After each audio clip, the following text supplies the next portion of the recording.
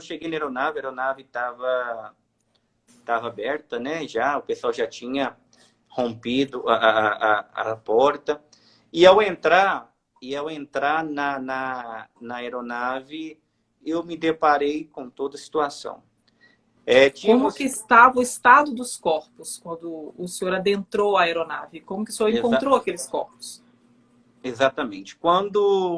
Fernanda, quando eu entrei na aeronave, quando eu tive o acesso à aeronave, eu me deparei com os três corpos que estavam. O primeiro era do produtor, né? De imediato eu tive e tentei verificar se tinha sinal vital. Não tinha sinais vitais do primeiro. Rapidamente fui para o lado da Marília Mendonça, que aí me toquei que era a Marília Mendonça, que aí que a minha ficha caiu.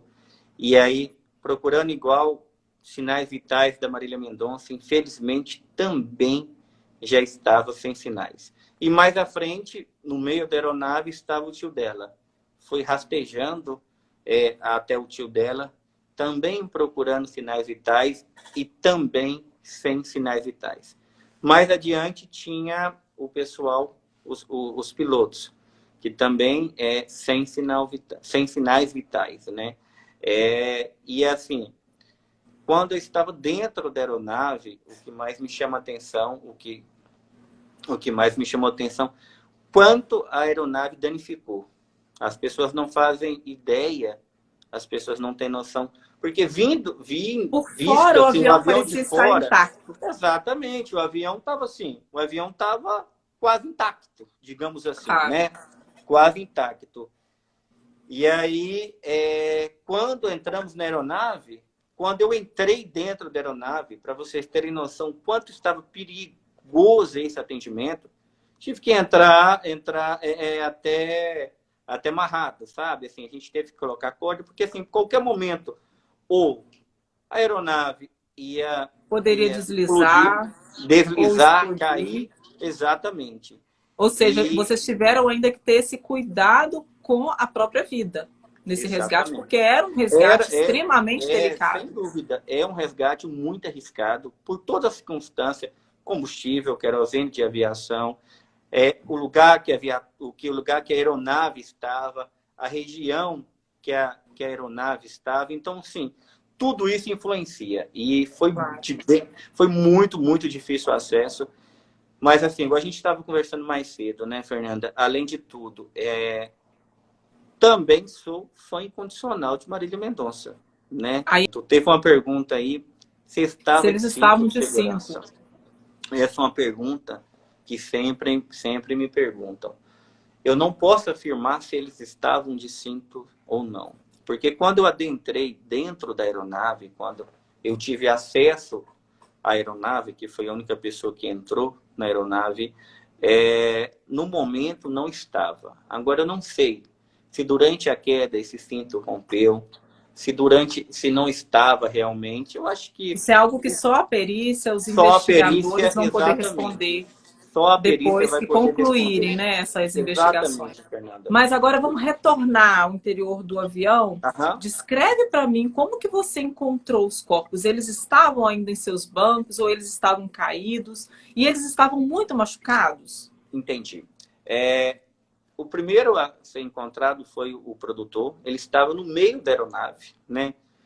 Nenhum teve fratura exposta, nenhum teve evisceração de órgãos, ou seja, órgãos saíram para fora da cavidade. Nenhum teve isso. Tinha múltiplas fraturas, né? Entra como politrauma, paciente politraumatizado. Tinha, assim, tanto a Marília, a Marília estava sentada, meio que sentada na poltrona, não completamente sentada, mas estava encostada na poltrona, assim, flexionada para frente. Então, assim, essa era a posição que a Maria estava. E o tio estava no meio da aeronave. É uma conclusão, todos estavam meio que no meio da aeronave. Então, assim, não tinha ninguém que estava no banco, não tinha ninguém que estava na poltrona, digamos assim, sabe? Essa foi a maneira que eu encontrei. Essa foi a Marília estava do lado. O que pode... Desculpa. O que pode ter causado a morte deles? Seria o próprio impacto da queda do avião? Ou Fernanda, eles podem... O que né, como médico, como que o senhor consegue descrever ali pelos traumas, pela forma com que esses corpos foram encontrados? Eu imagino que as mortes foram causadas pelo impacto mesmo, pela causa do impacto. Assim, tem relatos que o avião girou antes de cair, teve relato que o avião desceu, assim, só a perícia que sabe, vai saber explicar, e quem é nós para falar o que aconteceu, de quem foi a culpa, isso não é nossa função. Mas eu acho que, assim, a causa real da morte mesmo foi o impacto no solo. Isso aí eu não tenho dúvida. O tipo de fraturas, né, como estavam fraturados os corpos, até cita um exemplo que é um tipo de fratura de pessoas que caem de elevador, da maneira do impacto que cai, assim, fraturas de membros inferiores. Então, assim, eu imagino, claro, que a perícia que vai explicar exatamente, concluir, mas eu imagino que seja pelo impacto. Não tem outra causa. E essa morte foi instantânea? O senhor acredita que ela foi instantânea? Não tenho dúvida. Não tenho dúvida que a morte... Eu tive essa sensação depois que eu entrei na aeronave. Porque, assim... Certo. Até então, pela forma como que a aeronave estava por fora, o senhor acreditou em algum momento que houvessem sobreviventes lá dentro? De imediato, quando eu cheguei, sim. De imediato, quando eu cheguei, sim. Porque, assim, se olharem, se todos, quem estava acompanhando, a aeronave não estava... Porque nós estamos acostumados, acidente de avião, a aeronave se quebrar toda, se explodir, não ter nada. E, assim, digamos que a aeronave estava até intacta, né? Assim, intacta, quem olhava de fora percebia uma aeronave... Eu, como leiga no assunto, quando tive acesso à imagem, inicialmente imaginei que o piloto tivesse tido algum problema e precisou fazer um pouso forçado. Tanto que na minha concepção, haviam sobreviventes, na minha concepção. E acredito que inicialmente todos tiveram essa mesma impressão, porque até houve essa notícia, a Globo chegou a publicar que... os ocupantes da aeronave já estavam bem, que já haviam sido socorridos com vida. Então, isso teve realmente essa impressão pelo fato da aeronave não ter sido, da sua parte exterior, tão danificada, né? A olhos iniciais, né? A primeira impressão. Exatamente, exatamente. A olhos iniciais de impressão, quando eu cheguei no local, que eu vi a aeronave, eu imaginei assim... Eu imagino que estejam todos vivos, né? Que sim, que estariam dentro da aeronave, presos nas ferragens ou alguma coisa do tipo.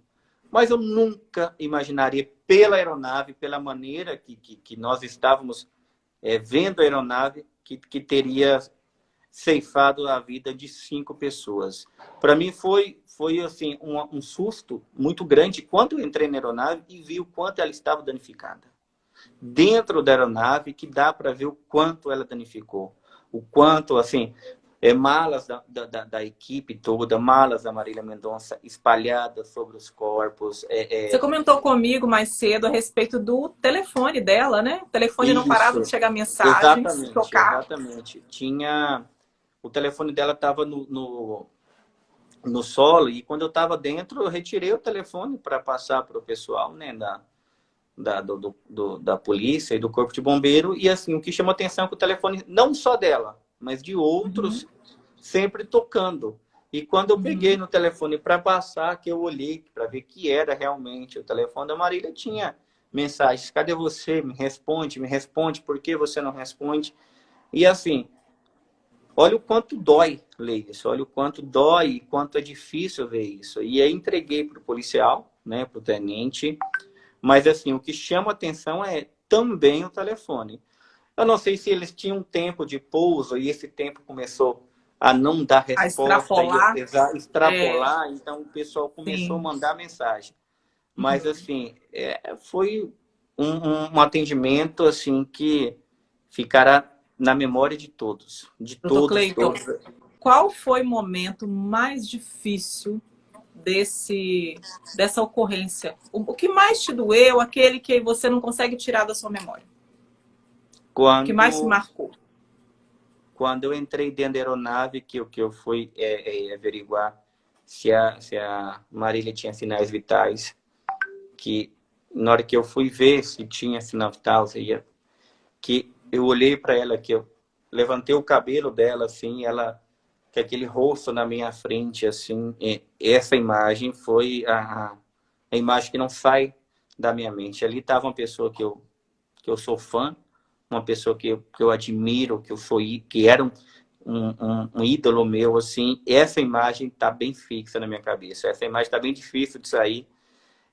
Eu jamais pensaria que encontrar a Marília um dia e encontrar na maneira que eu a encontrei. Então, assim, ela deitada, no que eu levantei o rosto para ver, e ela olhando, assim, não estava totalmente com os olhos fechados, mas, assim, aquele tipo de olhar, que esse olhar é o olhar que machuca, é o olhar que dói, é o olhar que eu lembro toda hora. E ali foi ali. Ali eu me dei conta da real situação, me dei conta onde eu estava, o que eu estava fazendo. Teve algum momento que você perdeu meio que o jogo ali, quase que chorou, orou? Como é que foi essa emoção, no calor da emoção? Chorar o tempo todo, vontade, né?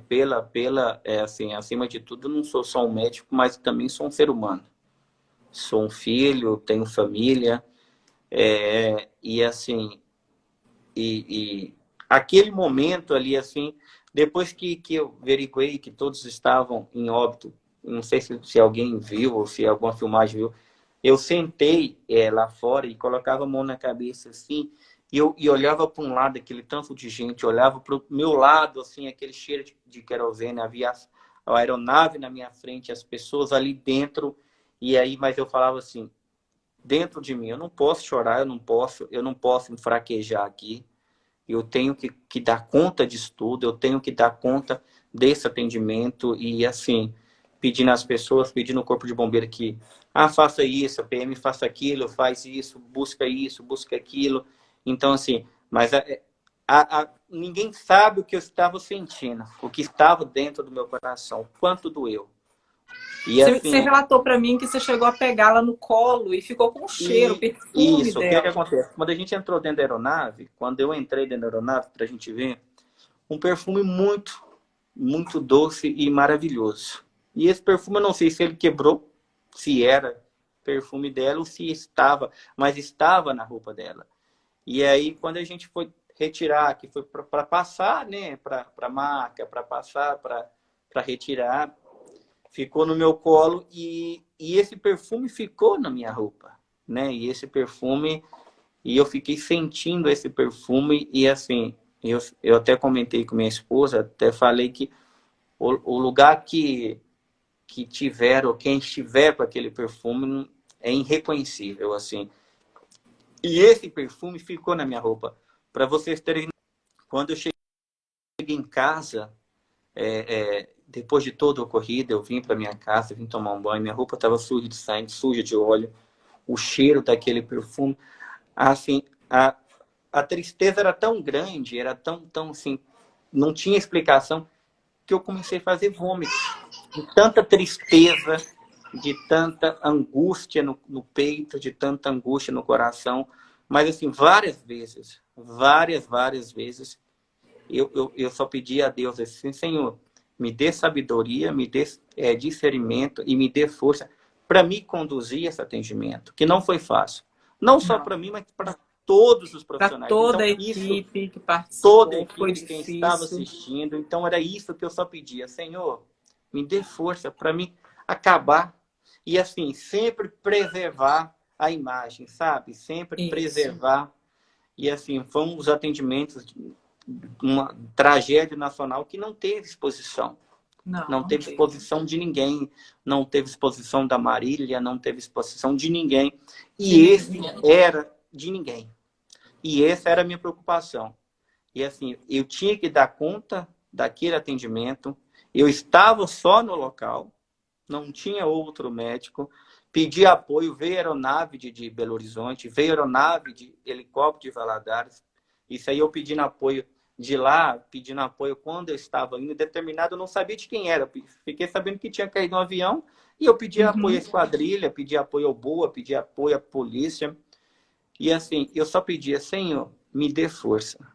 E conforte, naquele mesmo momento, Senhor, conforte os familiares dessas pessoas. Só isso, que assim, nós que trabalhamos, Fernanda, com resgate, cada atendimento é um atendimento, cada história é uma história, cada vida é uma vida.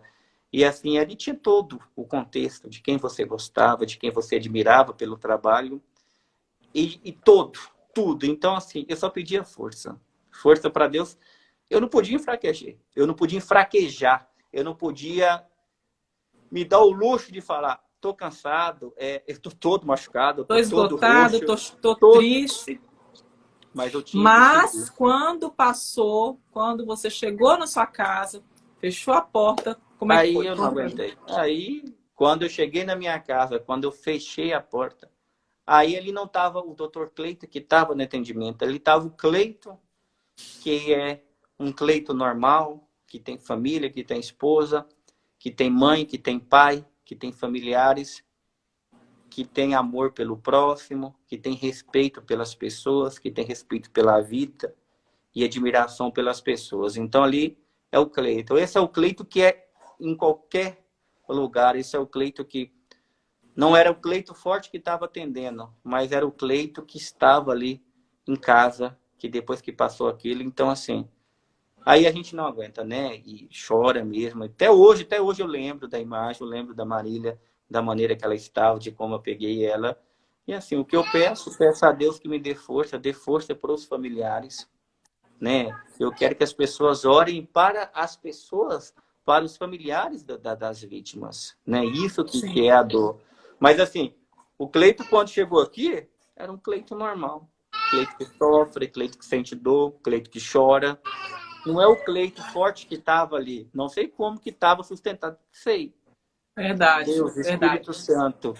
Mas assim, lá era o Cleito erguido e sustentado pelo Divino Espírito Santo, pela força divina que é o Pai. Só um minutinho, Cleiton, rapidinho. Mãe, eu tô aqui ao vivo. Por favor, leva a Alice para lá. Vocês desculpem, gente, porque tem uma criança, um bebê aqui em casa querendo a mãe. Mas vamos prosseguir. Claro. E assim, e aqui era o Cleiton. Sim, era o Cleito que é o Cleito em qualquer lugar. Com certeza. Mas, pode perguntar. Não, eu queria agora falar, eu sei que a gente acompanhou de perto, todo mundo muito emocionado, todo mundo muito abalado, porque estávamos aguardando um show da cantora Marília Mendonça, né? Existiam milhares de pessoas naquela expectativa, a cidade estava em festa, por poder receber pela segunda vez a cantora aqui em Caratinga, e de repente a gente se depara com uma fatalidade daquela, difícil de acreditar, e os envolvidos, doutor Cleiton. Eu queria agora, o senhor que acompanhou mais de perto do que eu, porque eu fiquei um pouco mais distante, mas eu pude perceber como estavam abalados, como todos os envolvidos, todos que trabalharam nesse resgate, nessa ocorrência, ficaram extremamente abalados, mas antes de tudo, acima de tudo, fizeram um trabalho excepcional. E eu queria assim, aproveitar a oportunidade para parabenizar todas as equipes dos bombeiros, Polícia Civil, Polícia Militar, SAMU, socorristas, voluntários. Tivemos muitos voluntários também participando, a imprensa. Então, assim, foi uma força conjunta, a gente viu ali união de forças e todos com muito respeito às vítimas desse acidente. Uma coisa que precisa ser enaltecida e precisa ser destacada nesse momento. Exatamente. Assim, Fernanda, uma equipe reduzida do Corpo de Bombeiro. Caratinga já tem uma equipe reduzida.